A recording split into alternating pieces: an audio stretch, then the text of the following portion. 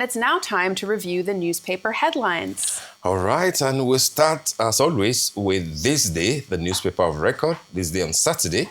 The lead story today says, terrorists on Rampage, FG, Katsina, Plateau shut schools. Ribadu meets Hegseth. And the riders are even, are very illuminating to strengthen the headline. Can 227 students, teachers kidnapped from St. Mary's Catholic School. Niger State government says management ignored security advisory. Northern governors condemn incident, demand swift, coordinated action to rescue victims. This is something that we have touched earlier, on the program. But of course, that's the story of the day, and that's what This Day is leading with. And if you look at the second picture there, meeting U.S. Secretary of War, that's Pete Hegseth, together with our own NSA, Nuhu Ribadu. If you recall, earlier when they met with a member of the House of Representatives, there was a bit of hoopla online saying that why will our Inspector General of Police, our NSA, our minister, all of them, top government functionaries meeting just a lawmaker. But here we have, NSA meeting with Pete Hegseth. Let's hope that it will be a productive meeting and that diplomacy will prevail.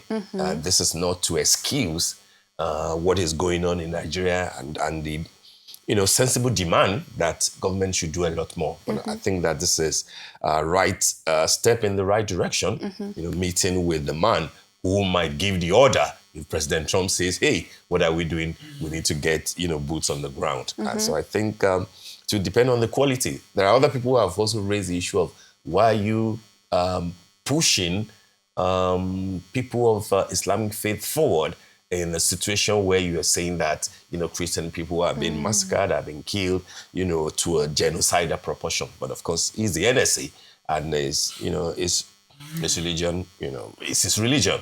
A few other stories on the cover of This Day. On the window, we already discussed that by having two gentlemen from Nestor, and the headline says, finally, Nestor takes full possession of his headquarters after initial police defiance of court order. And the security personnel vacate office premises. Those are the riders. Company says damage to property undergoing assessment. And then one more story. Idris, let's unite and jointly fight insecurity. That's the Minister of Information and National Orientation, who, by the way, had a brilliant, the other time, interview on CNN, explaining what is happening. I'm not so sure if many Nigerians will think that the Minister of Foreign Affairs, Tuga, had a very good interview with Piers Morgan, whoever advised him to choose Piers Morgan.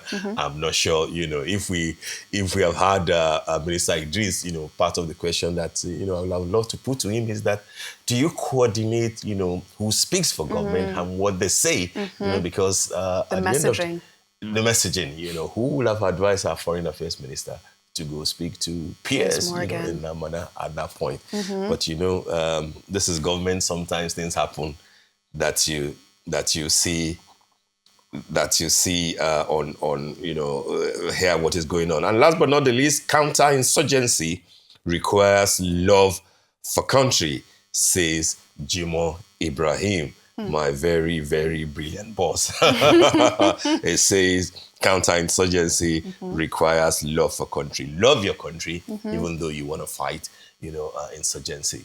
That's his own submission as to what is happening right now in our country. These are dire, times, isn't it? But I believe that we will pull through if all hands are on deck. And that brings us to the end of the morning show today. Thank you for watching and do stay safe. I am Steve Ayorinde. And I'm Ania Zalsakwe from the entire team in Lagos, Nigeria. Enjoy the rest of your morning and, of course, the rest of your day. Goodbye. Bye.